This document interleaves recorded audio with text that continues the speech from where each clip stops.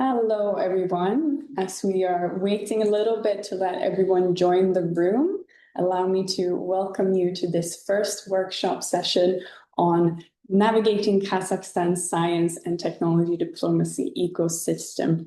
It's part of our country-focused workshop series under the Asia-Europe Science and Technology Diplomacy Initiative here at the Asia-Europe Foundation. And this specific workshop on Kazakhstan, we are very happy to be organizing together in partnership with the National Center for Higher Education Development of Kazakhstan, as well as the Nazarbayev University. So thank you very much, first of all, to them for their partnership. For those of you who do not know me, my name is Linnea Rignell, and I am a project executive in the education department at the Asia Europe Foundation, and I will be the one guiding you through this workshop today. And at this point, I would like to first give an overview of the program so you are aware of what we have ahead of us for these 2 hours to come. So starting off, we'll be hearing some welcome remarks, first from our own executive director here at the Asia Europe Foundation, Ambassador Beata Soshinska, followed by some welcome remarks also from ASEF Governor of Kazakhstan, Ambassador Askar Kutikadam. We thank them both for being here, for welcoming you to this session. And to kick off then with kind of the introduction to the ecosystem in Kazakhstan, we have a lovely presentation prepared by Dr. Aliya Sembayeva, who will be guiding us through that, who will then also join us for the panel discussion to follow, joined by a number of distinguished guests from Kazakhstan ecosystem, sharing a bit about specifically the role of government and strategies and actions in the intersection between science, innovation, technology, policy, and diplomacy. You will notice that we are in a webinar format. You have the opportunity as attendees to ask questions during the Q&A following the panel discussion. You have for this a Q&A function that you can see on your screen. We ask you to please submit your questions through this format so we don't miss any, and we can guide them to our moderator for the panel discussion. You can also upvote any questions that you find interesting, and this helps us, of course, to sort those that should be prioritized. But we're looking forward to a lot of questions and some great discussions during today's session. But we, of course, want this to be guided by your input, so make sure that you put your questions in this function. So this is kind of the format for the next 2 hours. So without further ado, to make sure that we make the most out of it, I would like to already start out with our welcome remarks. And for this, I would kindly invite our Ambassador Beata Soshinska, our Executive Director at the Asia Europe Foundation, to deliver her welcome remarks. Ambassador, the floor is yours. Thank you, Linnea, for your introduction. Ambassador Askar Kutikadam, distinguished guests, friends from across Asia and Europe, very good morning or good afternoon, depending on where you are joining us from. It is my great pleasure to welcome you to the first session of our workshop series, Navigating Kazakhstan's Science and Technology Diplomacy Ecosystem. On behalf of the Asia Europe Foundation, I extend my warmest greetings to all of you, whether you are joining us from government, academia, business, or the diplomatic community. This series of workshops brings together participants from different sectors to identify overlapping interests and explore potential avenues for collaboration between Asian and European stakeholders in science and technology diplomacy. Kazakhstan, the focus of our current series, is a country making bold strides in science and technology diplomacy. Through innovative policies, international partnerships, and a clear vision for economic modernization, Kazakhstan is positioning itself as a rising hub for innovation in Central Asia. Its efforts in integrating advanced technologies, fostering research commercialization, and prioritizing sustainable development are not only transforming its own economy, but also offering valuable lessons for the wider region. Our aim over the next 3 sessions of this series is to provide a comprehensive exploration of Kazakhstan's evolving science and technology diplomacy ecosystem. Today, we began by examining the role of government, strategy, and action. In the coming weeks, we will turn our attention to the contributions of academia, research institutions, and the business sector. It is our hope that these workshops can serve as a platform for open dialogue, knowledge exchange, and development of international partnership that can drive innovation across Asia and Europe, noting the immense potential for collaboration in this vital field. We would like to extend our sincerest gratitude to our partners at National Center for Higher Education Development, Kazakhstan, and Nazarbayev University for their contributions who helped make this series happen. Their expertise and guidance helped shape the session and ensure a proper overview of the STI ecosystem in Kazakhstan. I encourage you all to take full advantage of this unique opportunity to learn, exchange experience, and contribute to the with your questions and perspectives. ASEF remains committed to building bridges between Asia and Europe and to supporting the cross-sector partnerships that drive innovations and progress. Thank you for joining us today, and I look forward to a stimulating and productive discussion. So thank you again, and thank you for your presence. Thank you very much, Ambassador Beata Soshinska, for those welcome remarks. It's very lovely to have you here and to open up this first session on Kazakhstan. Without further ado, I would like to hand the floor over to Ambassador Aska Kutikadam, who is the ASEF governor for Kazakhstan, and who is also the ambassador of the Republic of Kazakhstan to the Republic of Singapore, the Commonwealth of Australia, and the New Zealand. Ambassador, the floor is yours. Thank you very much. Ambassador Beata Soshinska, dear participants, good afternoon to all.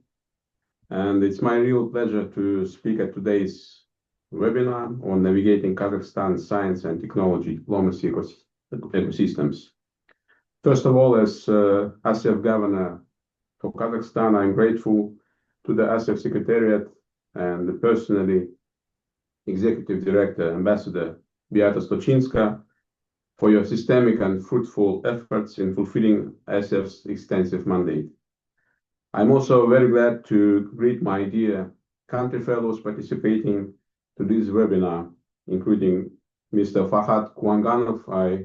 I know you very well since our Malaysia event, very important Malaysia event, maybe some 10 years ago. Great to see you again. Dr. Aliya Simbayeva, Dr. Janibek Arınov, and Dr. Kairat Moldashev. Dear friends, it's very unfortunate that apart from geopolitical tensions and geoeconomic split, the scientific and technological bifurcation is also accelerating.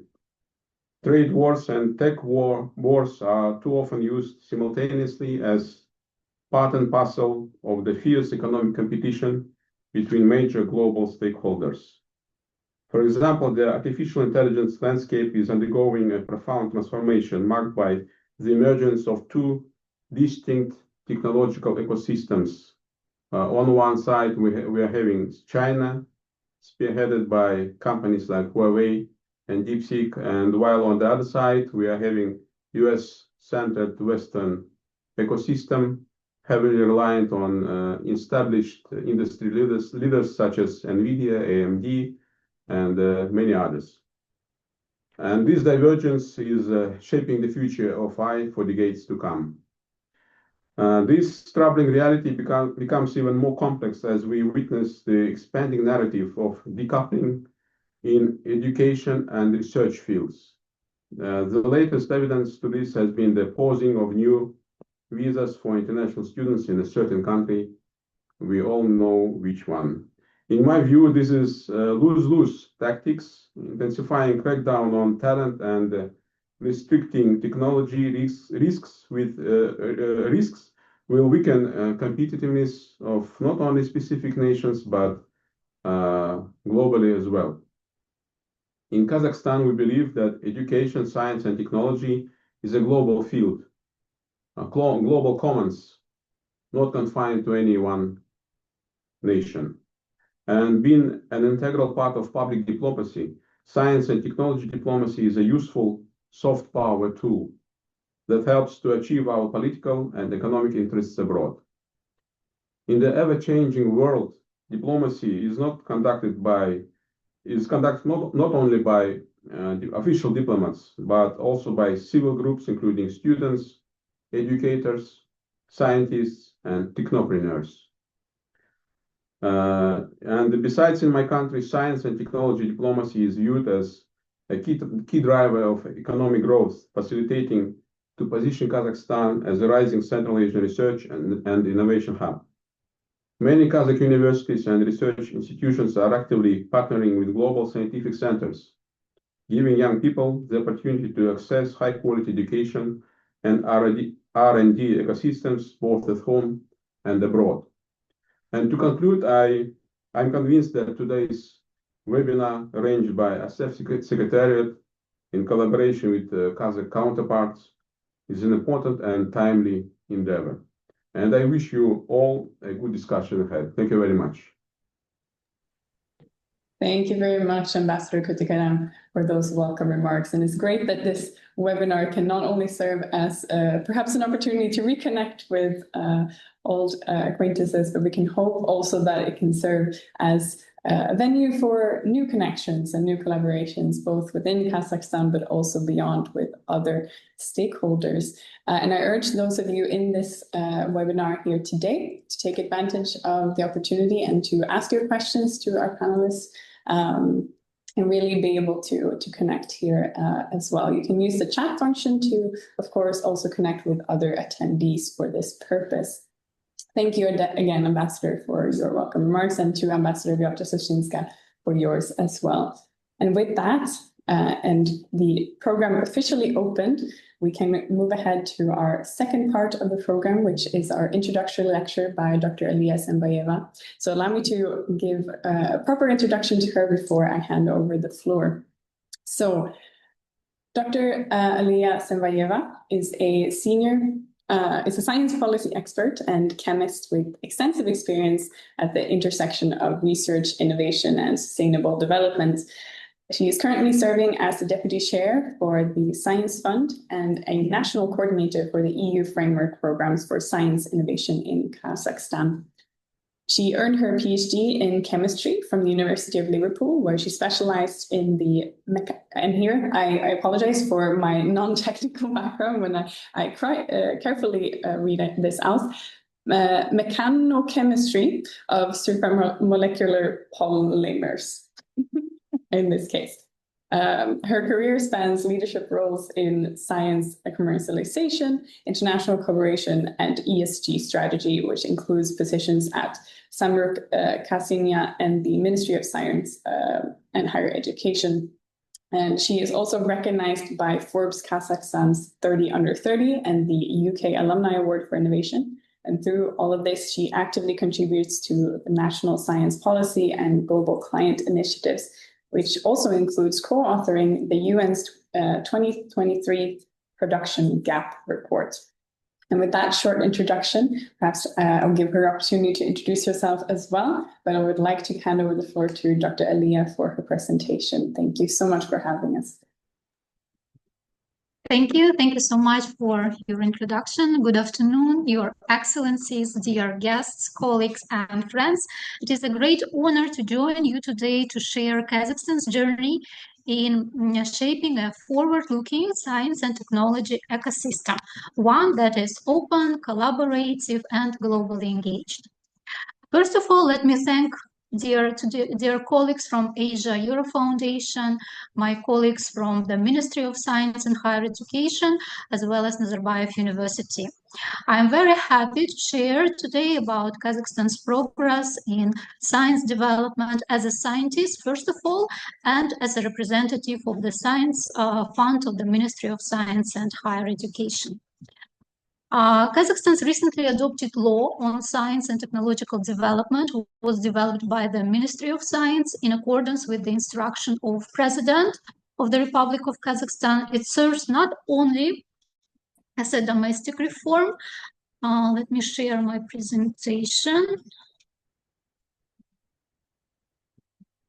Moment. Okay. It serves not only as a domestic reform, but as an outward-facing foundation for strategic international cooperation. It reflects our belief that science and technology are among the most powerful instruments for building trust, addressing global challenges, and fostering peace through progress. Kazakhstan's science diplomacy is rooted in country's international commitments. Kazakhstan is a signatory to the Paris Agreement on Climate, which anchors our efforts in environmental research, green energy, and climate innovation. Kazakhstan aligns the national development with the UN Sustainable Development Goals, particularly SDG 9 on innovation, SDG 13 on climate, and SDG 17 on global partnerships. Through international science and technology programs like UNESCO or OECD, we ensure our domestic science ecosystem aligns with global norms and values. And in practice, we have begun negotiating association with Horizon Europe, EU program for science and innovation, while also developing bilateral programs with Germany, China, and other partners. These frameworks translate into real-world cooperation, technology transfer, and research exchange. Kazakhstan's commitment to global cooperation is operationalized through robust national strategies. A new law on science and technological policy, which was adopted on the 1st of July 2024, emphasizes openness to ideas, to people, and to global partnerships. Developed under the President's mandate, it is designed to unite science and business, foster collaboration between local and international partners. This law creates mechanisms for Kazakhstani scientists to participate in international consortia, while also enabling industry and private sector actors to co-invest, co-develop, and commercialize research outcomes. By bridging the gap between academic research and industrial application, this law makes international cooperation and economic impact central pillars of our national science strategy. The National Science Development Strategy until 2029 builds on this by prioritizing commercialization, international cooperation, and the export of knowledge, not just the import. And the foreign policy concept of Kazakhstan for 2020 to 2030 identifies science diplomacy as a pillar of Kazakhstan's soft power. We view scientific collaboration as a non-political, universally understood language, the language of trust and mutual advancement. A new law on science and technological policy is the first major reform since 2011, which directly addresses structural changes such as fragmentation, underfunding, and weak connection between research and real economy. Under this law, Kazakhstan created a National Council for Science and Technology under the President to ensure governance and strategy are aligned at the highest level. This law also unified policy instruments for funding, commercialization, and technological development. And most importantly, it introduced an integrated approach connecting science with education, industry, and diplomacy. If we talk about strategic goals, they are to increase the science intensity of our GDP, to reach 50% commercialization level of applied projects by 2029, as well as to build national platforms which are attractive to global partners.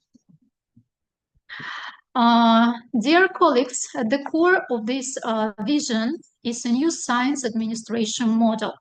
Kazakhstan has aligned its national science architecture under a unified governance framework coordinated by the National Council for Science and Technology, chaired by our president.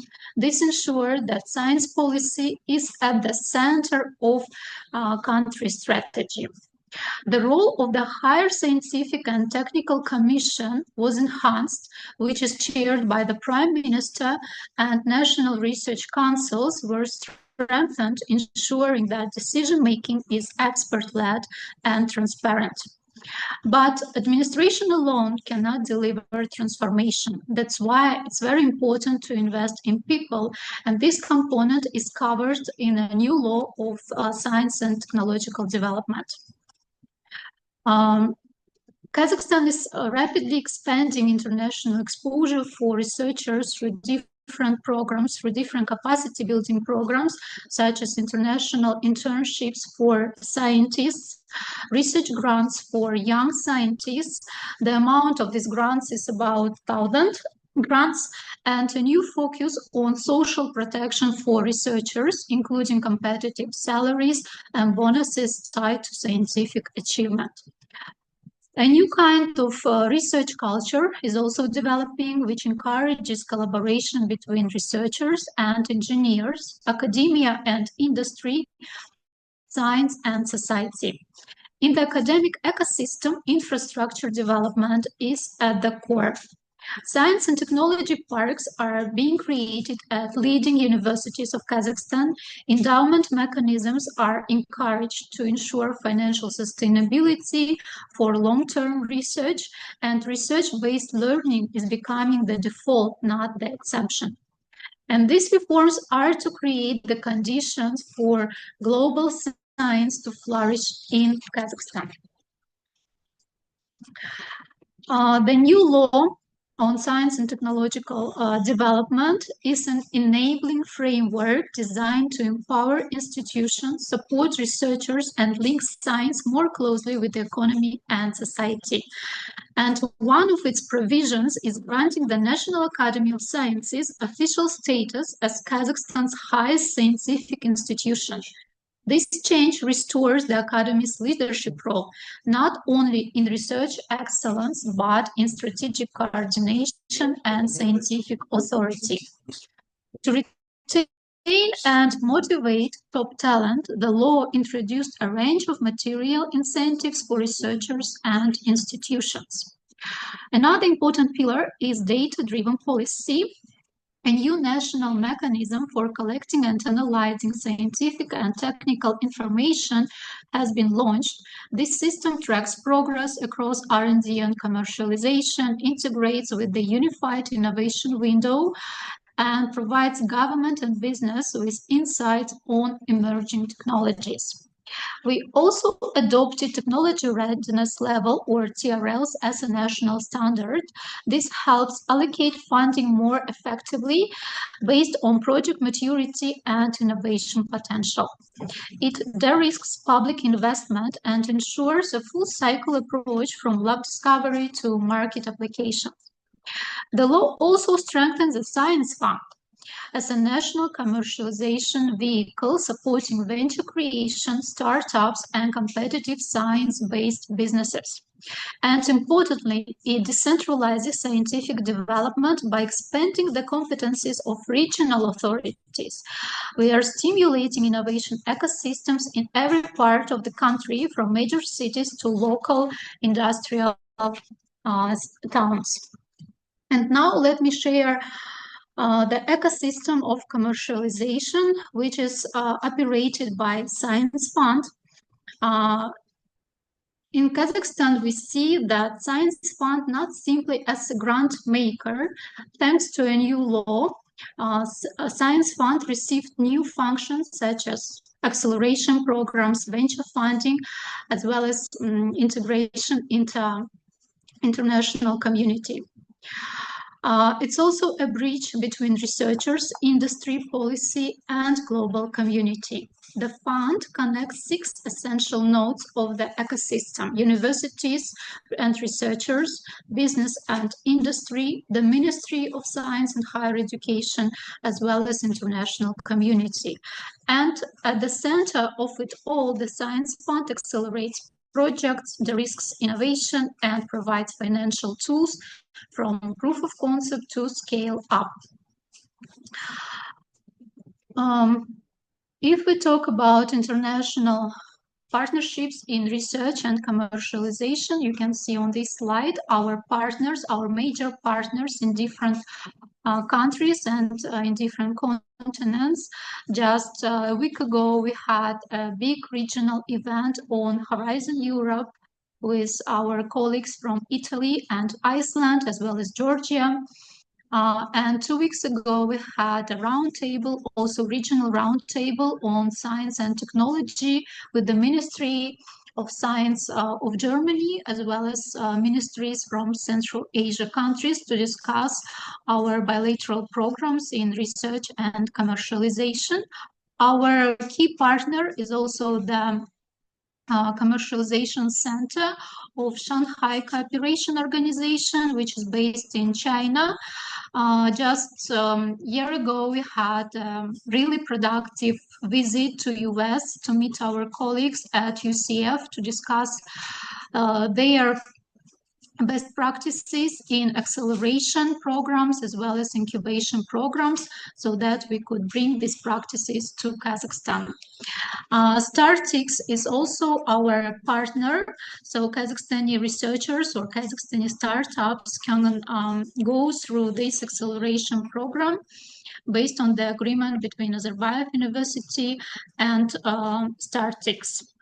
StartX is based at Stanford University. On the next slide, I want to highlight our strategic cooperation with EU through Horizon Europe program. In May 2023, the Ministry of Science appointed Science Fund as a national coordination center for Horizon Europe. And since then, we are working as coordinators in Kazakhstan. When we were just appointed, definitely we were focusing on internal capacity building as a coordination center. In 2024, we started to focus on international cooperation by networking with our colleagues in EU, similar science funds in EU countries or universities or research organizations. And last year, we hosted a high-level visit from the European Commission Director General responsible for innovation and technology development. These were the first visit of EU DGRTD to Kazakhstan and Central Asia in general. And now in 2025, we are actively contributing to NCP network in Kazakhstan and Central Asia in general. We signed agreements with Horizon Europe projects like MSCA Net, responsible for capacity building and mobilities of researchers. And as I mentioned, a week ago, we had regional Info Day of Horizon Europe in Kazakhstan, Almaty. If we talk about priority areas, we are not limited, but for ourselves, we chose 3 priority areas based on agreements between Kazakhstan and EU. So we have now 4 coordinators for different clusters under this program. We organized offline and online info sessions for more than 500 researchers. And if we talk about general statistics of Kazakhstan, in total 84 proposals were submitted and 64 proposals are eligible for this program. And now let me share a few examples of how Kazakhstan is turning strategy into practice. So as I mentioned, we are now working with Germany to discuss how we can start joint programs between Kazakhstan and Germany. Several months ago, German ministry opened a new call for water for water and Kazakhstani organizations are now applying for the school. And 2 weeks ago, they opened a new program for critical raw materials, and we are now preparing our institutions to apply together with German colleagues on these programs. Shanghai Cooperation Organization opened a call for joint research projects, including Kazakhstani organizations. And as I mentioned, we are working on Horizon Europe joint programs for Kazakhstan. And just several weeks ago, a new working program was opened, which includes also Kazakhstan as a target country.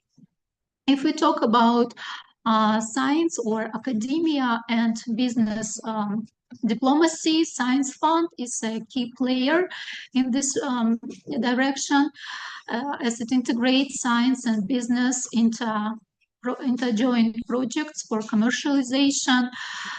Top universities, global top universities are opening their branches in Kazakhstan, and mega projects in nuclear safety, climate and energy, particularly those in partnership with institutions in Japan, Europe and the US, reflect Kazakhstan's commitment to knowledge as a tool for peace and security. Dear colleagues, I also want to highlight the ministry's new initiative on academia and industry cooperation, or industrial hackathons, as we call them informally, across 10 cities, and with more than 500 scientists. We are holding industrial hackathons with companies, with really big companies in mining like Kazakhmys, ERG, Kazatomprom, which is the top uranium producer in the world, Kazmunaygas, and Kaztsink. If we talk about the mechanisms, enterprises, these companies, they define challenges for scientists, from metallurgy to tailings management. Scientists and engineers co-develop solutions for these challenges. Industry funds develops drugs in partnership with universities, and ministry, or specifically science committee, accelerate winning prototypes into implementation. And these hackathons are not just small events. Just in February in Karaganda, we had about 120 participants from 41 organizations, including 2 UK organizations, which developed 13 technical solutions for the company. And this is a case of industrial diplomacy, when local solutions, international methods, and scalable models align with UN SDGs and ESG frameworks. To summarize, Kazakhstan is building a globally connected science system. First, our strategic location at the crossroads of Eurasia positions Kazakhstan as a natural hub for scientific and technological exchange across East and West, North and South. Second, we are offering a stable political environment, a forward-looking legal framework for science and technology, and strong record in implementing national STI reforms. Third, we are investing in the next generation of scientists through transformative programs such as AI Sana. It is a new initiative of the ministry to prepare young specialists with AI and entrepreneurship skills, industrial initiatives connecting research with industry challenges, and international research and technology partnerships, enabling Kazakh technologies to scale globally. And dear colleagues, dear participants, let me close with this thought. Science is the universal language of trust, and Kazakhstan is open to new horizons through knowledge and through knowledge diplomacy. And we mean this sincerely. Thank you very much. Thank you very much, Dr. Nazarbayev, for that presentation and for the overview of the Kazakhstan ecosystem. I appreciate also already getting to know that there are definitely collaborations already happening in Kazakhstan between different sectors as well, also facilitated by the Science Fund as well. through different aspects. So we look forward to the panel discussion to follow, as well as, of course, the upcoming workshops where we'll learn more also about the way that academic institutions and research institutions, as well as the business sector, can contribute to this field. So thank you again very much for your presentation. At this stage, I would kindly ask Dr. Elia to stay with us here on screen while I invite a number of other panelists to join us for a discussion, or who I also will like to introduce properly before we start. So for this purpose, as Dr. Elia has already been introduced, allow me to introduce our second panelist, Dr. Khairat Moldashev, who is associate professor at SDU University, and a member of the National Council for Science and Technology under the President of Kazakhstan. He holds a PhD in political economy from the University of Malaya, and as well as an MBA from SDU University. His research interests include research policy, higher education studies, strategic management, and political economy. He has held leadership positions such as Vice Rector for Research at SDU University, as well as Vice Provost for Research at Paragon International University, where he contributed to institutional strategy and research development. He also, beyond this, chairs the board of the National Center for Science and Technology Evaluation, or NCSTE for short, which as an institution oversees research funding evaluations in Kazakhstan. His scholarly work has been published in leading journals, including Studies in Higher Education and the Journal of International Relations and Development. Beyond academia, though the experience there is vast and impressive, he also consults on strategy, research management, and innovation for universities and companies. So perhaps he also has some insights on these different connections between government, academia, and businesses as well during the discussion. His recent focus has been on higher education transformation and research internationalization. I'm very happy to have Dr. Khairat Moldashev with us here today. Thank you for joining us. Our third panelist. Thank you so much. Thank you. No problem. Okay, our third panelist who is joining us here today is Mr. Farhad Koranganov, who is the CEO of the National Center for Higher Education Development under Kazakhstan's Ministry of Education and Science since December 2024. He holds a Master of Public Administration from the National Institute of Political Sciences Studies, Tokyo, and also degrees from the National Graduate Policy School of Public Administration and the Kazakhstan Polytechnic Institute. With over 30 years of government and education experience, he has served as Secretary of Nur Otan Party on Ideology, Deputy Akim of North Kazakhstan, as well as Executive Secretary and Vice Minister at the Ministry of Education and Science. And beyond this, also the advisor to the Prime Minister and an expert in the presidential administration. Mr. Koranganov is known for his expertise in public policy, strategic planning, and higher education development in Kazakhstan, including activity in the projects of Strategy for Kazakhstan 2030 and creation at Nazarbayev University, campuses of foreign universities in Kazakhstan, and centers for academic excellence. So thank you, Mr. Koranganov, for being here with us today. Thank you very much. Thank you. And to lead us through this discussion, allow me to introduce you to our moderator today, Dr. Sanibek Arinov, who is a visiting professor at the Lee Kuan Yew School of Public Policy. He's not with us here in Singapore, but has recently gone back to Kazakhstan for what I know. We're happy to have him with us today. He is also an assistant professor at the Graduate School of Public Policy at Nazarbayev University. He holds a PhD in international relations from the University of St. Andrews in the UK, And his research focuses on the geopolitics of Central Eurasia, is focusing on the dynamics of competition and cooperation among key players such as Russia, China, the European Union, and Central Asian countries. So interested also in perspectives that he brings here with the different corporations also internationally. Currently, though, Dr. Sanevec is engaged in several research projects exploring regional organizations, including the Eurasian Economic Union, the Collective Security Treaty Organization, and the Organization of Turkic State. His work seeks to shed light on the evolving roles and significance in the region. So we're very happy that he is joining us today to guide us through these panels discussions. And at this stage, I would like to hand over the floor to Dr. Arno to lead the discussion, and I will sit back and enjoy the insights that will come from it. Thank you very much.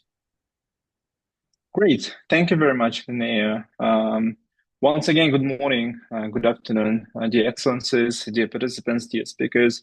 I think it's a great opportunity for all of us to come together and discuss some of the recent developments that have been happening in Kazakhstan in the field of science and higher education, technology, innovation. So I would like to thank ASEF for putting together the series of workshops. So for those of you who are interested to get more insights about Kazakhstan's science and technology landscape, so this is the first workshop where we're going to focus on the role of government in shaping science, technology, diplomacy ecosystem. And then ASEF will be doing some follow-up, two more follow-up workshops with a focus on academia, the role of academia, and the role of business. So just stay tuned, and then probably the announcements will be made later this week or early next week. It's a pleasure to be moderator of this session. So today we have three brilliant speakers to talk about the role of government in science and technology in Kazakhstan. Our speakers come with different kind of backgrounds, with different expertise. So I'm really keen to learn more about the science and technology developments from their own perspectives. So just to rotate, to briefly mention the format of this discussion. So we are probably doing okay in terms of timing. So I would probably allow 7 to 2 minutes for each speaker.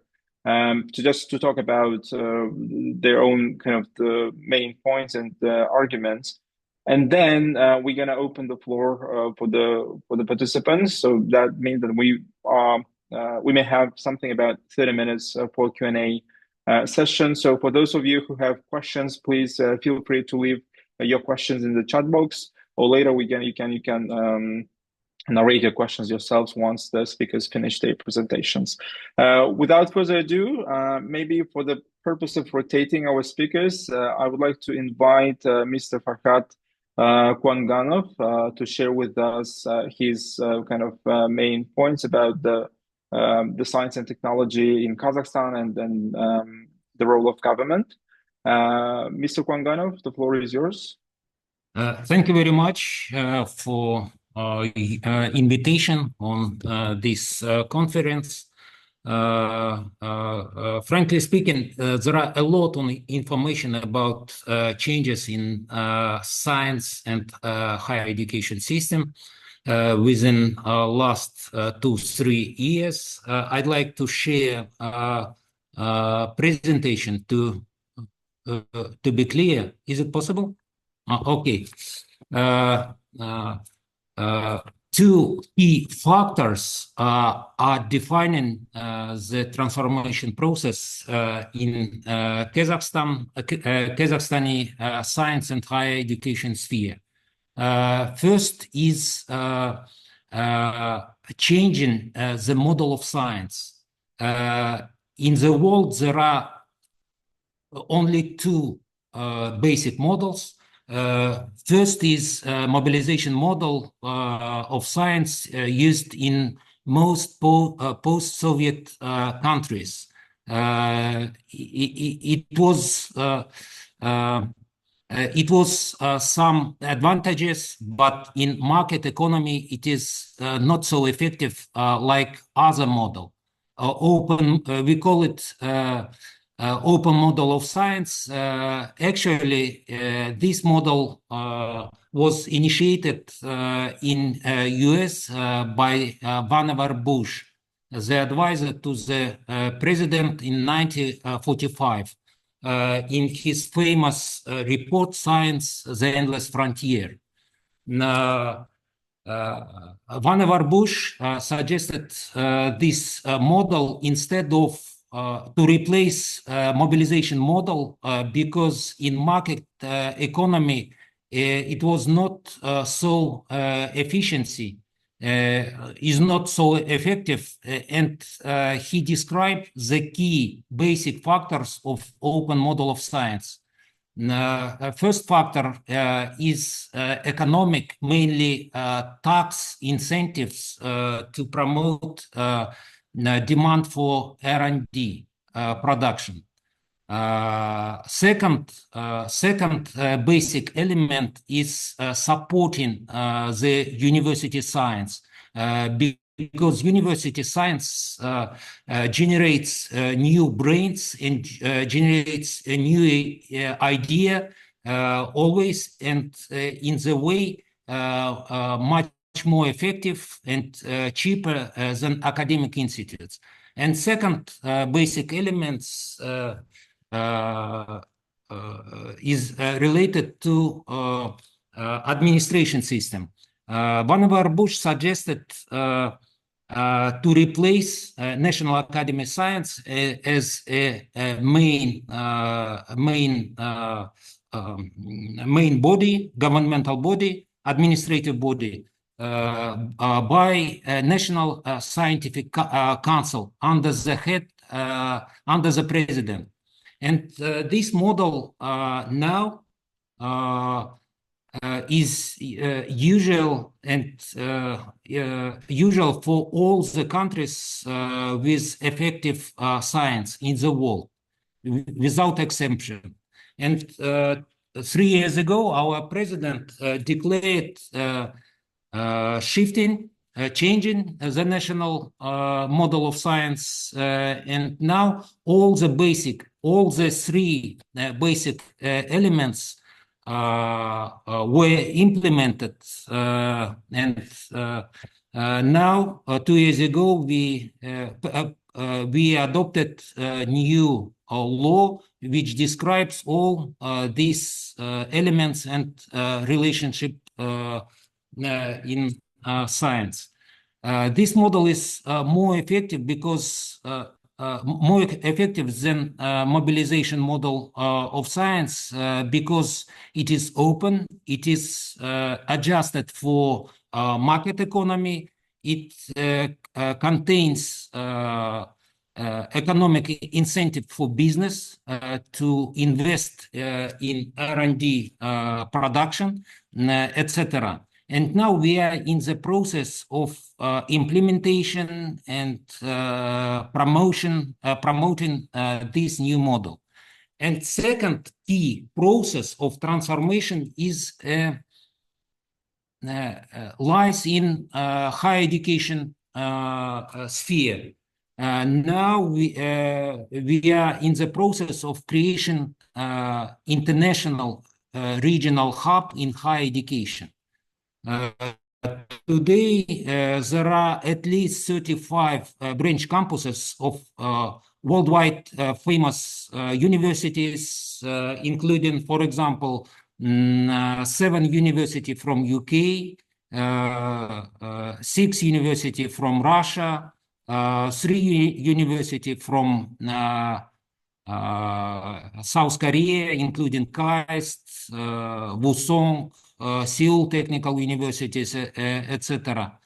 3 universities from Germany, 3 universities from China, and what else? 1 universities, even 2 universities from Poland, from Germany, from France, etc. And we hope it will be infrastructure of infrastructure and point of growth for new science of Kazakhstan now. This is key to process which defines the context of ecosystem in science and higher education sphere, and a context of diplomacy with other countries now. Thank you.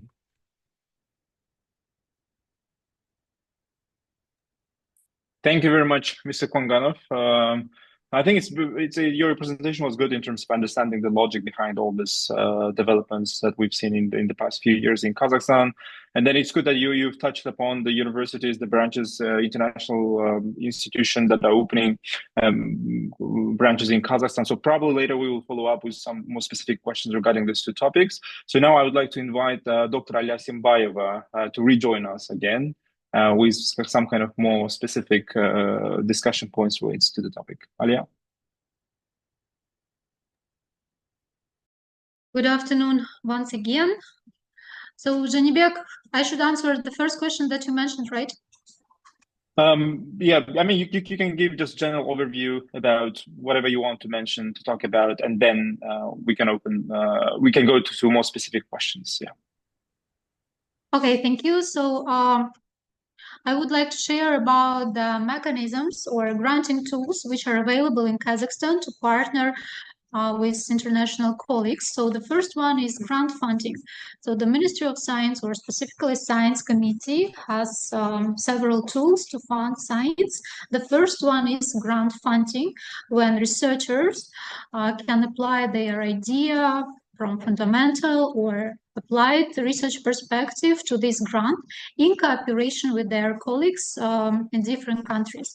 For example, with German colleagues, we are now discussing to network our researchers with German researchers so that they could build a joint project, and then each site will apply for their own budget. So this is the first case when researchers partner and work together. The second mechanism is called program targeted funding. So it's more strategic.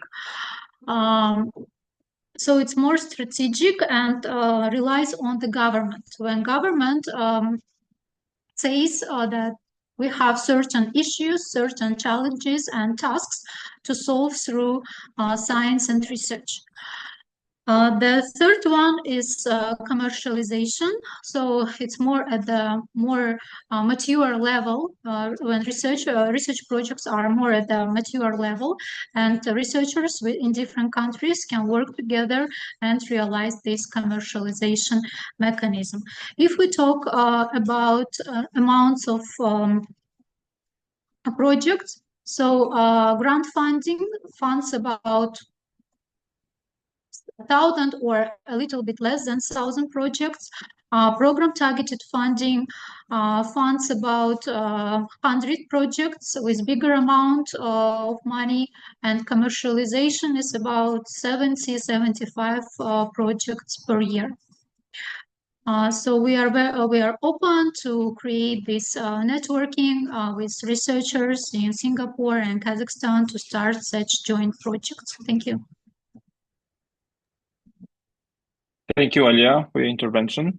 And now I would like to invite Dr. Kairat Moldashov, who has a very interesting background, which brings international politics, political economy, and now science and politics. Dr. Kairat.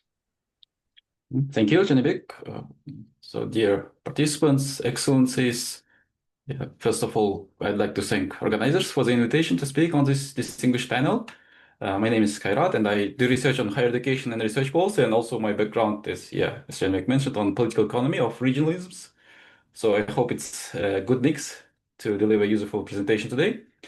I'll start by putting science and technology diplomacy in the broader context of Kazakhstani foreign policy, which I identified 3 elements of it. So first, Kazakhstan follows multi-vector foreign policy, which is a pragmatic approach, allowing to work with a wide range of international partners rather than aligning too closely with any single group. Second, Kazakhstan is strongly committed to nuclear non-proliferation, and I think it provides a solid foundation for building trust and cooperation, especially on the part of international partners in science and technology fields.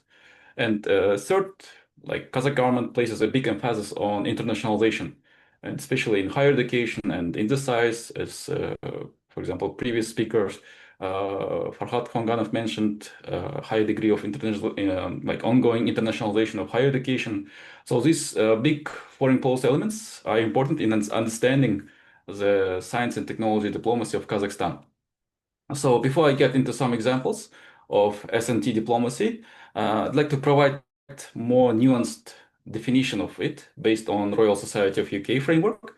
So it's mostly it's like a scholarly academician. Like I would like to start with some analytical framework for my presentation.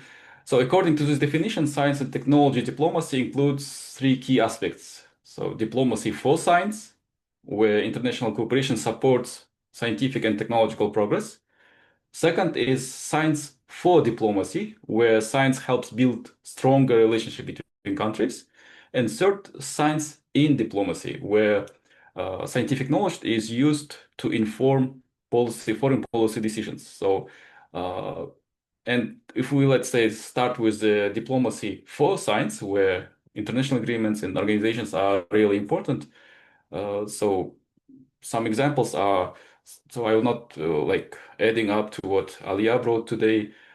Some other examples will be Shanghai Cooperation Organization member states that agreed to implement multilateral joint research and innovation projects within the SCO, and which was also indicated in 2025 Astana Declaration. So building on this, for example, the Ministry of Science and Higher Education has set up new opportunities for joint research programs within SCO countries using existing grant mechanisms. So each country uses their own grant mechanisms, so grant financing, for example, for joint programs. Another important example can be an International Science and Technology Center, which is also headquartered in Astana. So this is an intergovernmental organization that I have also privileged to work on the projects. Includes partners like US, European Union, Japan, South Korea, Norway, Georgia, Armenia, and Central Asian states, and who work also together to promote peaceful scientific and technological collaboration. So as a mission. I also observed some cooperation, I would say fruitful cooperation between Ministry of Science and Higher Education and Ministry of Foreign Affairs of Kazakhstan, especially in engaging the Kazakh scientific or Kazakh academic diaspora, because many of our scholars abroad have expertise that could be really beneficial in our country, and whether it can be through partnership or through arranging their return to the country. And moving to the next, science for diplomacy, we see that this Kazakhstan support for initiatives that helps address regional and global challenges. So where, for example, this May, Kaz8 organized a seminar on water diplomacy, and it was looking at the role of water resources in achieving SDG. And the seminar brought together representatives from Central Asian foreign ministries along with scholars and practitioners.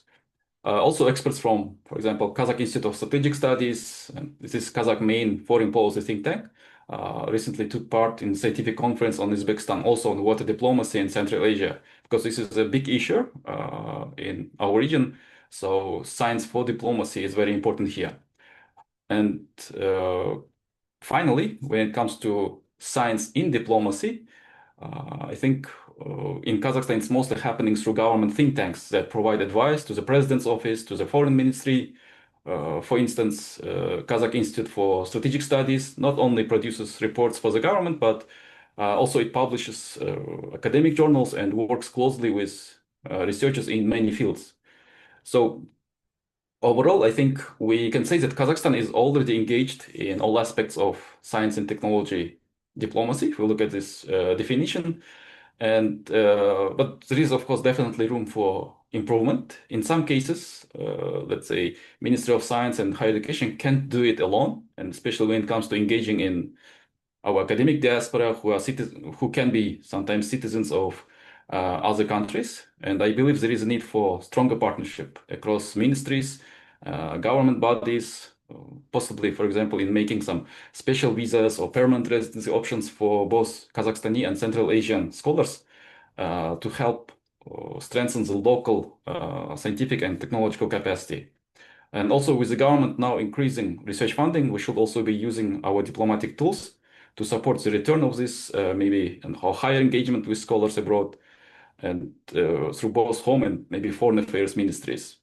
And I would suggest that we expand science in diplomacy, where science informs policy decisions beyond just political science and international relations. And the foreign ministry maybe could build stronger links with wide range of scientific institutions, not only with, let's say, for strategic studies, but also other natural science research institutions, so that research can directly support Kazakhstan's negotiations and international engagements.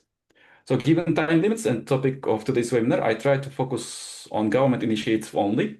However, science does not recognize borders, while traditional diplomacy is mostly bound by borders of nation states. So I look forward for next sections that will focus on other aspects of science diplomacy, placing science and technology in the context of broader, I would say, public diplomacy concept, as was mentioned by Excellency Ambassador. And yeah, thank you very much for your attention. Thank you, Dr. Moldashev, for this brief overview of science and technology from the diplomatic perspective. So I think this leaves us quite a 1 hour for the Q&A session, so which is very good, I guess. So now we would like to ask the participants if you have any questions, and feel free to leave them in the chat box. But before we go to the questions from the audience, may I just follow up with some specific questions, right? So today we are focusing on the role of government. So all these developments happening in the few years in the science and technology policy in Kazakhstan, is it government-led? I mean, can we classify these changes as government-led, or is it kind of, or the demand comes from non-governmental actors, including institutions, researchers, and others? So how would you just generally describe all these recent developments in terms of this dichotomy, government, non-government? And the second question, I think more important question, would be the implementation aspect. I mean, all our three speakers have mentioned some basic changes, the laws, initiatives, the increase in funding, inviting international institutions, universities to open their branches, and so on and so forth. But when it comes to implementation, we know that in many spheres, this is where the problems start emerging massively, right? So when it comes to the implementation of these recent initiatives, how would you personally assess the implementation aspect? What are the achievements that we've already achieved? Or what are the challenges that we are facing when it comes to this government reform in this field? So maybe I will start from Mr. Kwanganov. So whatever question you feel comfortable with, please pick it up. Yes, you are right. Demand is the engine of progress in any sphere. And in order to increase demand in science, especially from business side, we have already implemented special measure, super deduction, 300% of deduction for private investment in R&D production. We hope it will be useful, and we can, frankly speaking, we replicated the Singaporean experience. It were about 300% in the past. Now we heard now Singapore's increased super deduction up to 420%, and it is very good sign, and we hope we hope to attract investors, our national investors and foreign investors into this sphere. I think it is key issue to promote to increase demand on R&D. As to second question, problem of relationship in relationship with governmental body. Last 2 months, our president created some kind of DOGE, Department of Governmental Efficiency, and first decree was about higher education sphere. This decree set two important points in order to simplify the procedure of licensing and accreditation for foreign universities in Kazakhstan. And I hope we can initiate the similar decree in order to simplify procedure of licensing and accreditation for foreign scientific organization. Also, we are open to discuss any suggestion how to do it. Thank you. Mr. Konganov, if I may follow up with what you've mentioned already, right? So this is licensing, the simplification of the licensing system for the international institutions, universities, is designed to ease the invitation of those institutions to Kazakhstan, right? So do you see much demand or kind of the interest from the other institutions, international institutions, wanting to open their branches or wanting to collaborate with local universities in Kazakhstan? How much is this? How big is this interest from your perspective? Okay, now there is some unique window of opportunities for several countries to open branch campuses in Kazakhstan. Maybe you hear about limitation for student visa in UK, in Canada, in US, etc. There are some problems in these countries. So problems in other countries creates good opportunities for Kazakhstan. And now UK is leading in this process of creation new universities in Kazakhstan. I said about at least seven UK universities had opened or is opening their branch campuses. We hope at least 10 UK universities will come to Kazakhstan during coming 2 years. So the same opportunities there are for US and Canada, for Korea. Kazakhstan now is quite interesting for China. Yesterday we discussed opportunities to open branch campus for some of Japanese universities. It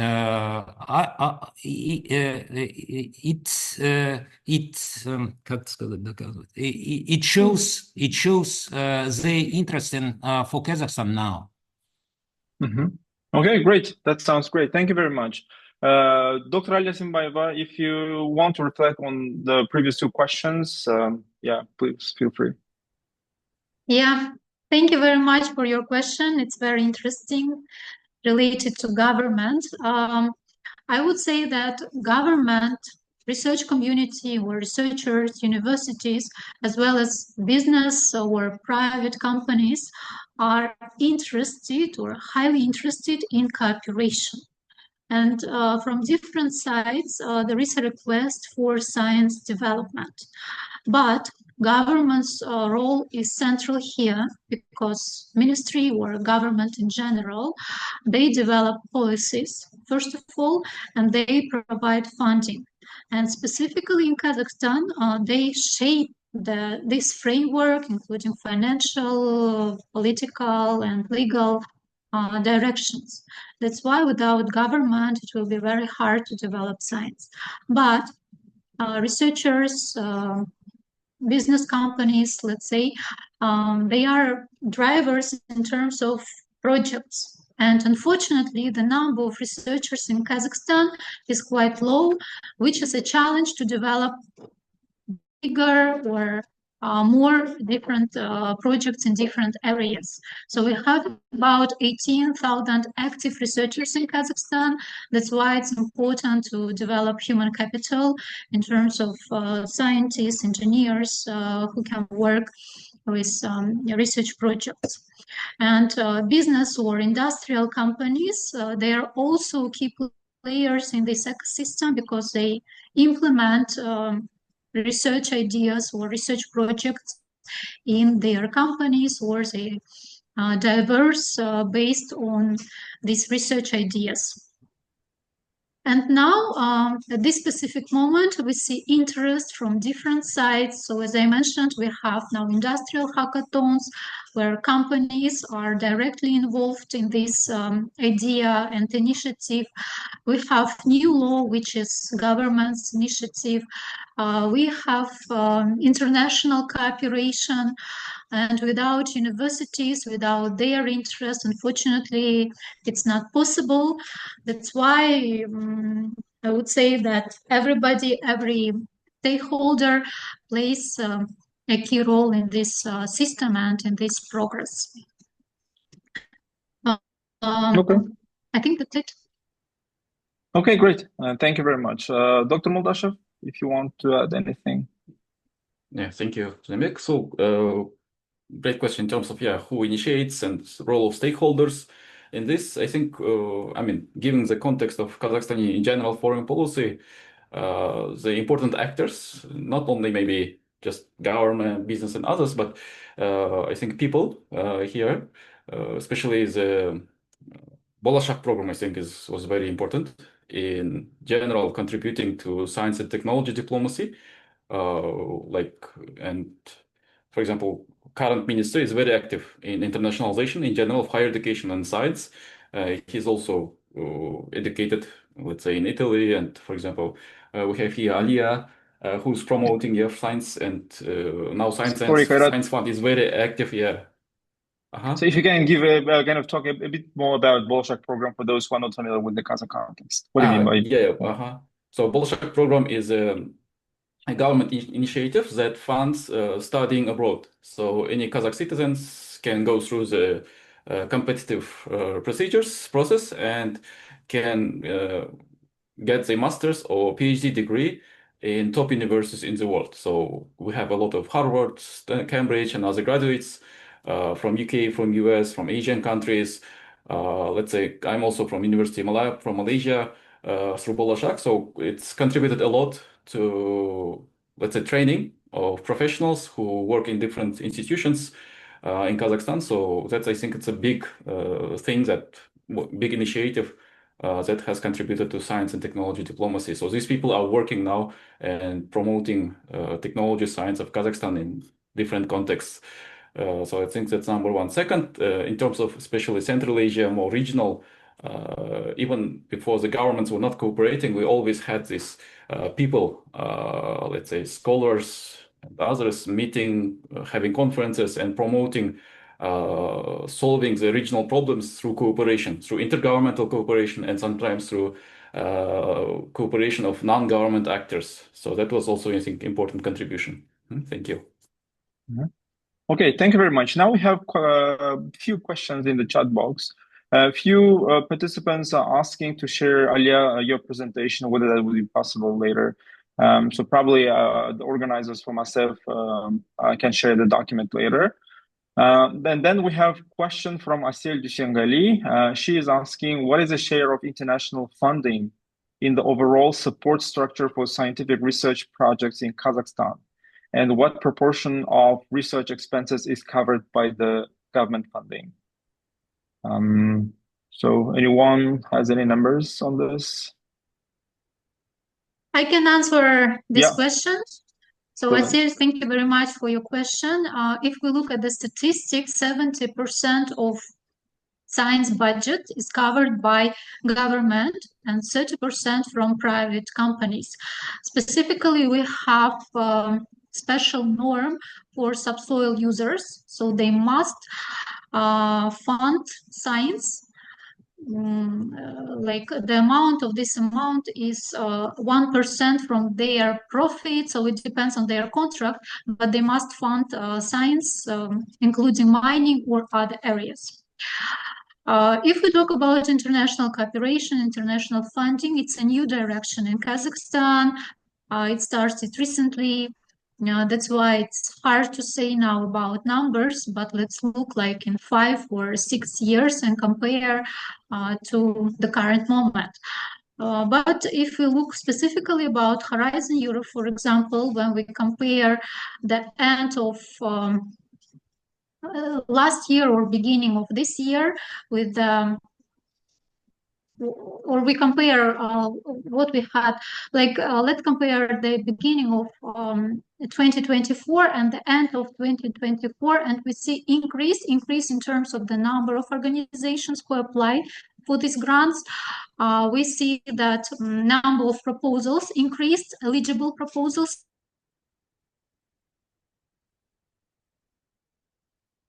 increased, which is a good sign, but hard to get funding without partnerships.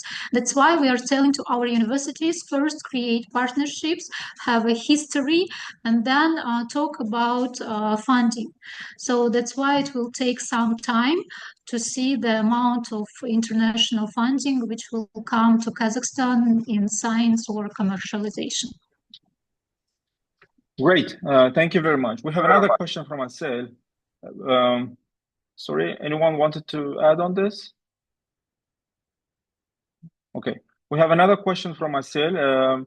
From an implementation perspective, what are the key constraints and limitations faced by research organizations in Kazakhstan when it comes to attracting international funding?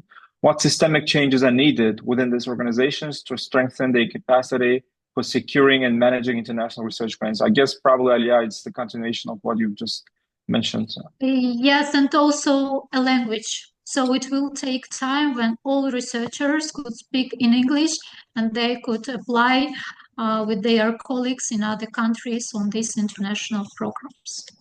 And adding maybe to Alia's point, I mean, to especially the second point, limitations for cooperation with international partners. I think one of the limitations, maybe it's salaries in research organizations in Kazakhstan. So generally, international partners, especially from developed countries, they assume that scholars in Kazakhstan, researchers, they have the same level of salaries, and those usually funding, international funding, doesn't come with pay for scholars, which is, let's say, quite different from funding, research funding in Kazakhstan itself. Our grant financing, seems they acknowledge that fact, and they come with the salaries for scholars. And this is a big, I think, also issue that to some extent contributes to the lack of collaboration, because for scholars, that's also important to have a certain, let's say, pay for their time in collaboration. So that one of the things also, important things to consider. Thank you. Mr. Konganov, do you have anything to add to this? Two questions. On my view, on systemic level, the most important and general obstacle, barrier is low demand from private sector for R&D production. Now, as Alia said, there is proportion showing the low demand from private sector. More than 70% of budget in science is financed by government. In countries with successful science, proportion is quite different, opposite. More than 70% of science are invested by private sector. And our main goal to change this proportion, to create incentives in order to increase demand from private sector. This is the main problem. This is the cause of the reason of low salaries and situation in Kazakhstan science now. Thank you very much. I think it's a brilliant point, and probably later, if we have time, I would like to follow up on this the demand side of the from the private sector. So we have two more questions for now in the chat box. So one question comes from one of our participants. Thank you very much for interesting presentations. I'm interested to learn, how is the Kazakh approach to science diplomacy different from other countries? What unique features could you share with us? Kazakh approach in comparative perspective, maybe, I mean, if any of you have any experience from other countries that you can share and compare. I think it's a bit hard to compare because, like I mentioned, international cooperation is a new direction in Kazakhstan. So we are trying different tools to help researchers to network with their international colleagues. And so we need a little bit of time to see results of these initiatives, to have our own strategy in terms of scientific diplomacy. Okay, thank you, Alia. In my point, I think there is not much like Kazakh, Uzbek, or like American, maybe. It's more about whether the country level of development. I think the approaches will be different. The more industrialized and developed countries, they will have more focused approach. So they will have some interest groups and others which go towards the policymakers. And when the, let's say, diplomats, ministers, and others go abroad, they have very focused negotiations. And for example, let's say Trump negotiating for Tesla, for example. Yeah, so this kind of very focused. For Kazakhstan, we are just building capacity and trying to engage with partners. And I think it's true for many developing countries.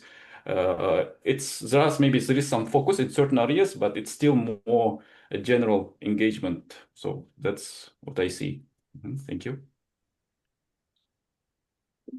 Can it be, again, I mean, just to follow up on the same question, can it be also the level of centralization when it comes to the difference when it comes to science and policy? So to me, it seems that, I mean, correct me if I'm wrong, to me, it seems that the Kazakh approach is a bit more centralized when you have mainly the government agencies, government bodies trying kind of driving the changes and driving the policies, and with a little bit kind of input from other stakeholders. So is it the case, or it's just the wrong observation from my side? Let me answer this question. Great. There are common features in several countries, including Singapore, Malaysia, Indonesia, South Korea, Japan, etc. Country with successful R&D sector. They had the common approach. They implemented the same model, open model of science in their countries, with economic incentives for private sector, with central role of National Council of Science and Technology, and with the support for university science everywhere. And there is a fourth common feature in that country. They established the Ministry or Agency for Science and Higher Education. everywhere. And it is centralization is quite important to promote the national scientific policy. But its policy should be designed quite effectively. And now there is a common approach, a common model for in this sphere. I think centralization is quite important. The policy promoting liberalization and attracting a private initiative in this sector. It is very important. Mhm. And this is the answer for another question: how to find and how to realize policy and in scientific sphere of science and higher education. Thank you. Okay, thank you so much. And then we have another question in the chat box. So probably somehow related to the previous question, to the previous questions. It seems the question is: it seems that science diplomacy sits somewhere in the intersection of innovation, foreign policy, education, and research policies in Kazakhstan. How is it possible to coordinate efforts across so many domains? Thankful if anyone of the distinguished speakers can share some insights on this. So again, this is more about the implementation, coordination, policy coordination side of the question, the issue. So if anyone has any insights, so probably Mr. Kwanganov will have to come to you again for this question. Yes, it should be general. It should elaborate a general document in order to understand all the detail and demands of national scientific policy, like in US in 1945.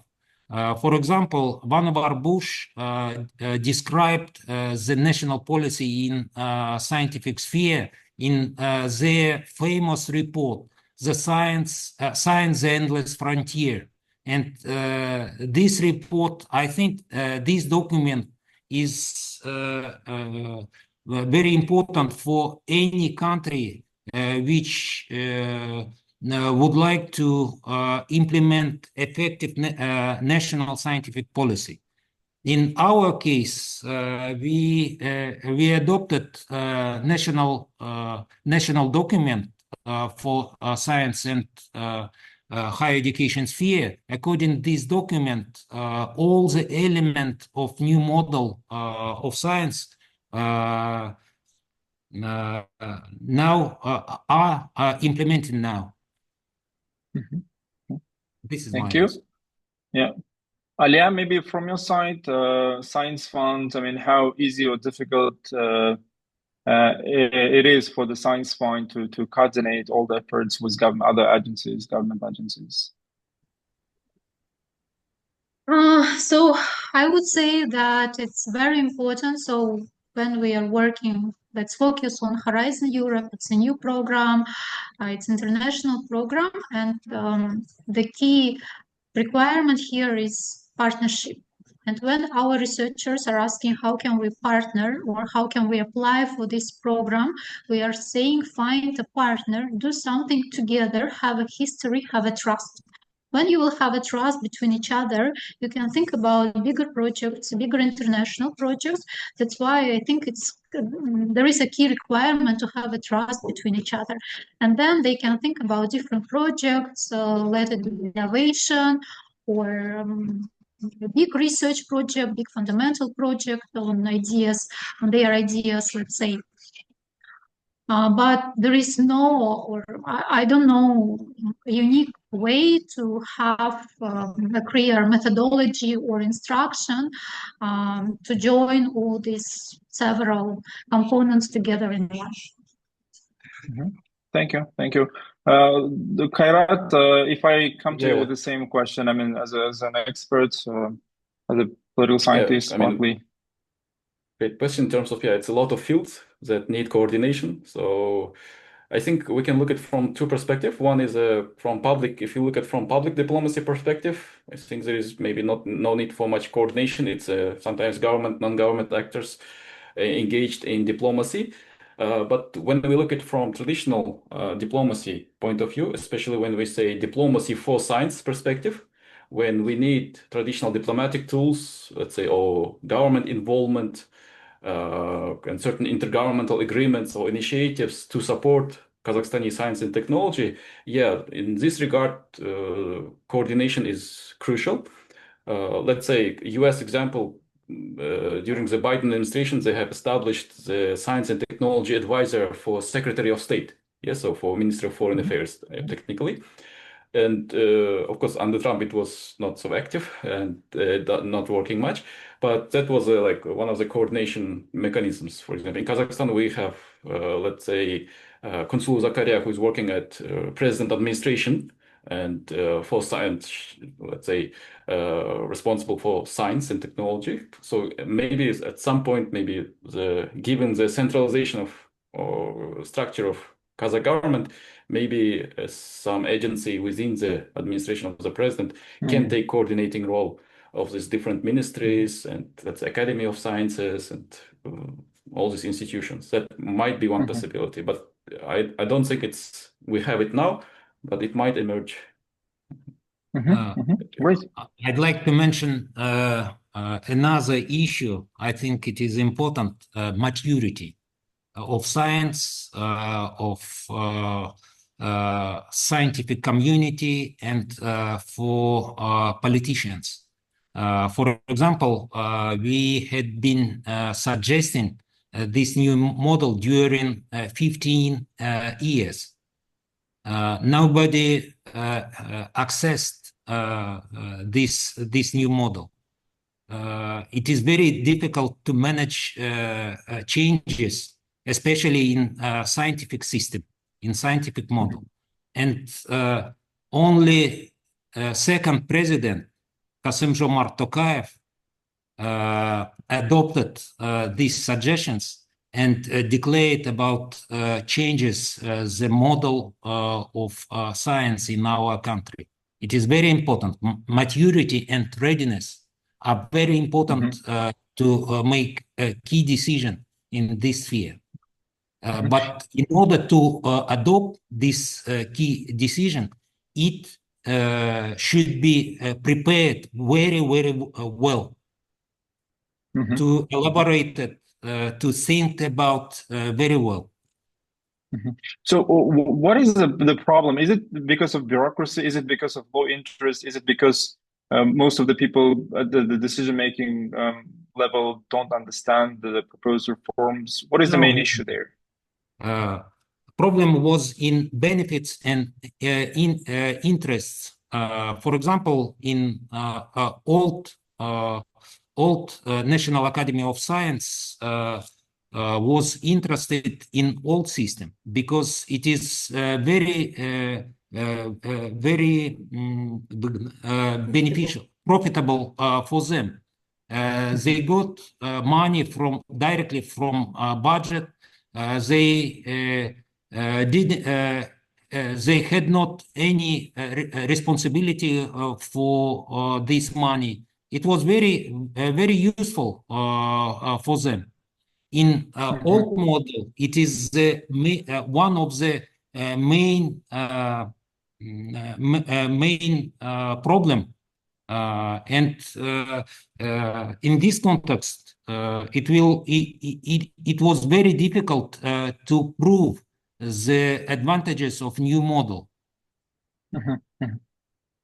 Vested interest, basically. So for those who are not aware of the Kazakhstani context, we used to have for long, since early 90s, and inherited from the Soviet Union, the Academy of Science, which was later dissolved, and now the new Academy of Science emerged under the president of Kazakhstan, which has some kind of higher status. So now this new academy is implementing a new model. So briefly. Okay, thank you very much for your responses. We have two more questions here in the chat box. The one is, as our R&D is the real problem, how much of government and current policies are interested in coming 5 years to invest on this factor? So basically, probably the question is about R&D and how much the government is interested in developing R&D and investing in R&D in the upcoming 5 years. So how urgent is the question for the government in Kazakhstan? In the concept of the science and higher education development, there is goal level to increase the share in GDP, the share of R&D in GDP up to 1% from GDP. Now, I think not more than 1.2% from GDP. It is a real challenge for government how to increase investment in R&D. We have several ideas how to do it, and we can do it. We can increase up to maybe 0.6%, but further process should be will require cooperation with investor, including foreign investors. Mm-hmm. So this is 1% R&D target. So what is the target year? I mean, when we are at the country, the government wants to have this 1% for R&D, by when? I can answer by 2029, and we have 0.16% in 2024. It's not a big increase, Okay. but we have this increase. And as Mr. Kuanganov mentioned, we are working on this international cooperation, on these industrial events or industrial hackathons to bring more private money into the system. Okay, well, that seems quite ambitious. Thank you, Alia. Thank you, Mr. Kuanganov.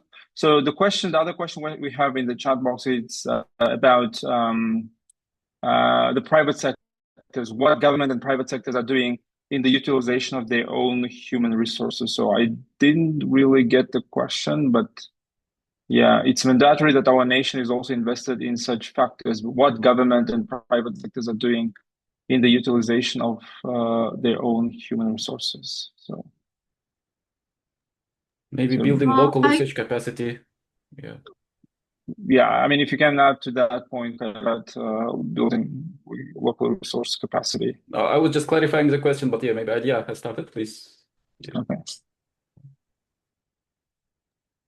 I can answer on behalf of Science Fund, like this new law introduced new functions to us, such as acceleration program, because we have a problem with commercialization capacity building. Unfortunately, universities or in general, let's say the science community doesn't have proper skills to commercialize research projects. That's why this acceleration program is really important to develop these entrepreneurship skills. And now we are working with commercialization offices of universities or TTOs, technology transfer offices, how they usually call, to develop these skills from the perspective of human resources development in general. Thank you, Alia. So we have one more question here in the chat box. If Mr. Kuanganov or Kairat Moldash, you don't have anything to add to this, I just would like to follow up on the commercialization, then we can return to the question in the chat box. So when it comes to commercialization, again, my impression over the last maybe 2 years is that commercialization has become, from the government point of view, the main kind of issue, right? Or okay, where we are investing in research, we're trying to develop our R&D, but now we need to see some economic benefits from it, so commercialization. So, but again, as I don't do research, I'm not into this topic, but from my own perspective, observation, sometimes I think the government overemphasizes the role of commercialization when it comes to funding research, right? I come from the social sciences disciplines, from international politics. A few years ago, I had the project funded by the government. And then last year, I concluded my project and I submitted my the final report to the to the ministry, basically. And then later, all these reports have to be evaluated by, I think, independent reviewers, right? And then the review, everything was fine. I mean, they gave their own scores. The only comment that they received was, this project lacks commercialization potential. And then the research, the project was in social sciences about regional international organization, has nothing to do with commercialization. But then the reviewer comes out with this kind of, okay, the research, project lacks commercialization potential, and it uses some kind of scores for them, not critical, but few scores for this. So I found it a bit kind of commercialization kind of having become a kind of buzzword, just again, we use everywhere, especially the government bodies, without necessarily distinguishing between different disciplines. So that's my kind of case, but I'm not sure whether it's a commonplace or just kind of the exclusive one case. If you have anything to add to this, I would be very much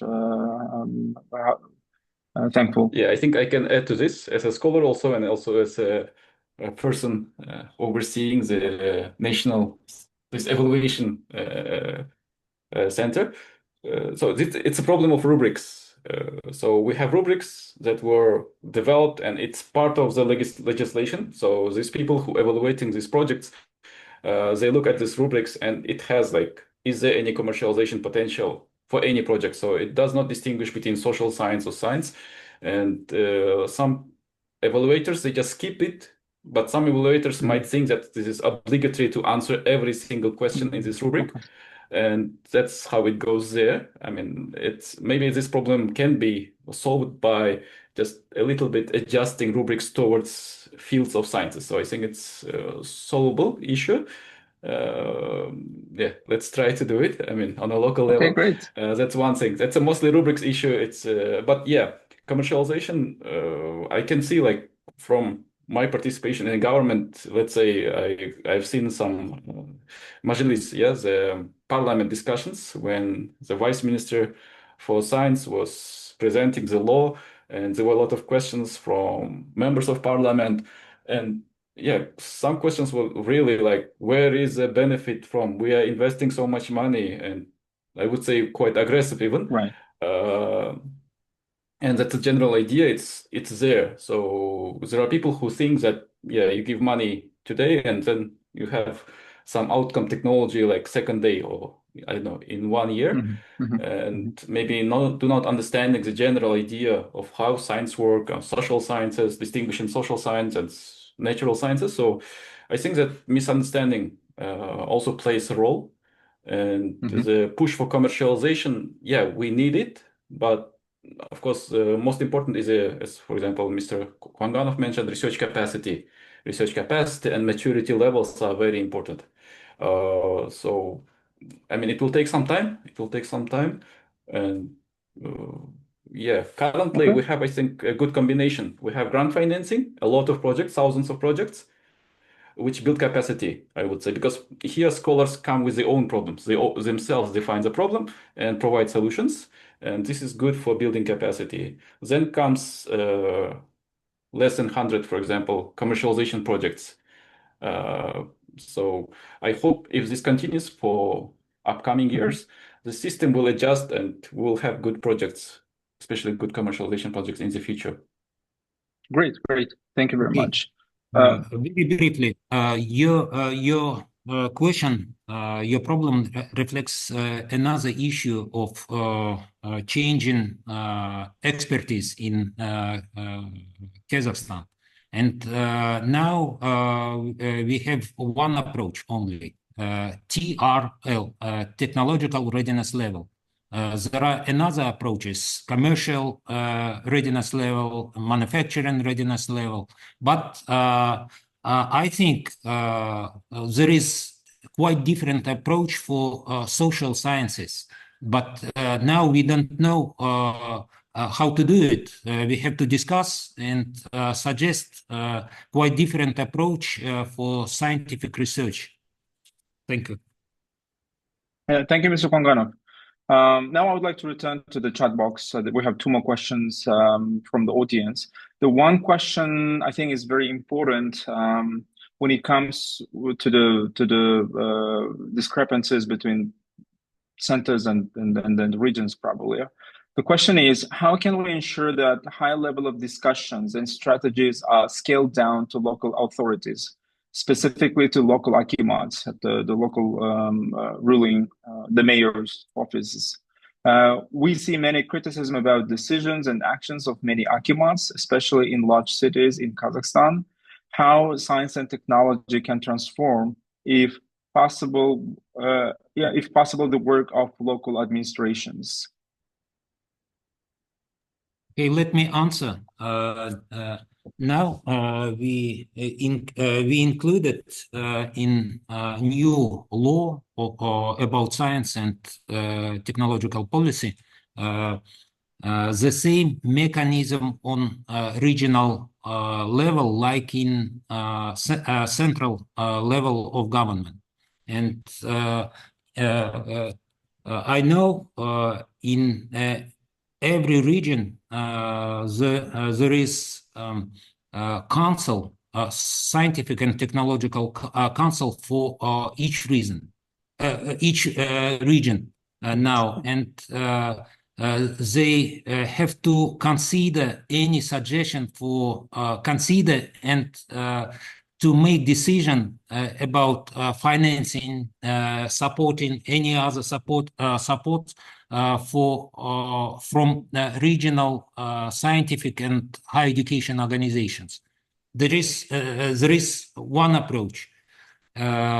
Another direction, now we are implementing a concept of center of academic excellence on the base of regional universities. In our portfolio now, there are 20 regional universities which have to create CAE, Center of Academic Excellence, on their region, according to specialization and demand in regional economy. Thank you. Okay, thank you. Mr. Konganov, if I can follow up on this, a related question. So when we talk about science and technology and the capacity, I mean, for those who are not familiar with the Kazakh context, we have two probably big cities with the biggest concentration of universities, research centers. One is Almaty, the biggest city, the financial center in Kazakhstan, and then Astana, the capital city of Kazakhstan. And then we have regional, different regions and different regional institutions. So can you also just a bit briefly elaborate on the level of the capacity in the regional institutions? So do we have the same capacity like in Astana and Almaty, for instance? And then the branches that you mentioned, most of them to me seems that they are concentrated in this Astana and Almaty, and how many of them are in other parts of the country? Yeah. There is a growing gap between level of national universities and regional universities. And in order to decrease this gap, we are implementing project of creation centers of academic excellences. Now we provide 3 billion for each center during coming 3 years. This is investment is one mechanism, one tool. Another tool to attract foreign partnership with famous university. I mentioned about branch campuses. Most of them are created on the base of regional universities, including Center of Academic Excellences. We hope it will give the results in coming 3-5 years. Great to know this recent developments. And then maybe a final question before we go to the to the summary of our today's session. Nargiza Tayshibayeva is asking, is there any programs or funds for refugees or Kandas? And does science diplomacy of Kazakhstan has direction towards the researchers from the countries with conflicts? If anyone has an answer to the question. Yes, there is special program coordinated by Boloshak, specially oriented for foreigners and Kandases. It's quite popular and useful for them. It includes 550 scholarships annually. Thank you.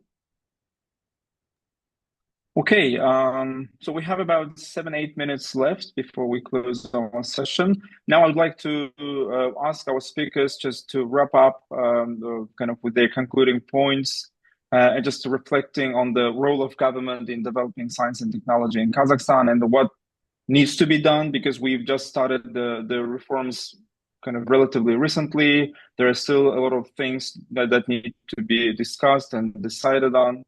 So if you can reflect briefly, and then the other question is, how can we develop the international partnership with in our chat box seem to be from other countries. So what opportunities exist for collaboration at the institutional level, but also at the people-to-people, researcher-to-researcher levels? I don't know who wants to kick off, with the concluding remarks. Maybe we go back again to Alia first. Thank you. So let me conclude that we are hardly working now on the approach that science cannot be local or cannot be only Kazakhstani, it's global. That's why our main focus now on partnerships, on creating partnerships between our organizations, our researchers, our institutions with different colleagues in the world. And we are trying to do it more strategically, like in the case of Horizon Europe or EU, we are working with program, with their coordinators to develop these partnerships.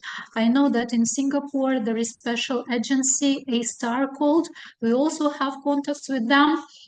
And we are very open to collaborate, to coordinate. If you have any questions, please let us know. And in terms of events or opportunities, we usually share on social media, either it's the Ministry of Science or Science Fund. So thank you again for this opportunity to share about Kazakhstani progress related to science and technology. Thank you, Alia. Dr. Karat Moldashov? Yeah, so one of the maybe big issues that I want to highlight and maybe recommendations to wrap up, I think we need some investment into intermediary organizations. So we have university scholars there, and we have companies or international partners maybe who want to cooperate. But one of the maybe weak points is technology transfer offices and other this kind of innovation intermediaries, because yeah, in Kazakhstan, this was not developed before. We don't have a long history of this kind of organizations. So we need a huge investment into this field. There's technology transfer offices that can, let's say, take some local solutions and offer them to international partners, or maybe, let's say, bring some international challenges that for cooperation, or can work directly with government, yeah, for diplomacy for science. So nowadays we have, let's say, Science Fund actively working in this, or we have, let's say, Nazarbayev University has a strong technology transfer office. But in general, I think this is one of the weak points. We have offices, but they need still more investment into capacity. So developing of people and also more internationalizing those offices. So in terms of higher education, let's say when we look at the education part, it's quite international. We have branch campuses, we have international universities providing, let's say, mostly teaching. But when it comes to research and let's say technology, this is not very much internationalized, like except, as I said, like few examples of Science Fund and the Nazarbayev University. So that's might be, I think, very helpful in terms of science diplomacy. Those people can bring the ideas, they can bring the demands to establish more fruitful cooperation. And maybe just reflection on the answer of the question on regional and capital city disparity. From our interviews here with scholars, maybe Alia will confirm it. In terms of teaching, yes, capital city, Almaty, Astana universities are very strong, but in terms of university-industry cooperation, for example, some regional universities may even have better connections with industry, like what we see in East Kazakhstan or Karaganda. For example, these universities have, let's say, partnership of decades with local industrial companies, and they are quite strong in this regard. And that can be also built up on this existing cooperation and strengthen it. So, yeah, thank you very much. Yeah, brilliant points. Thank you very much, Dr. Moldashev. Mr. Panganov, your final remarks. Yes, thank you.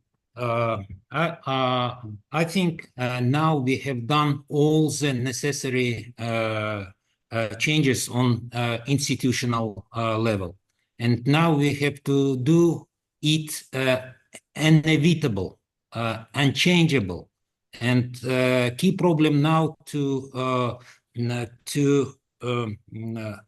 work with human resources in scientific sphere, in sphere of science and higher education, to promote this idea, to increase cooperation with foreign partners, to attract foreign partners in our universities, governmental bodies, I mean National Council of Science and Technology, to increase students like soft power for us, and to penetrate into international program like Horizon, international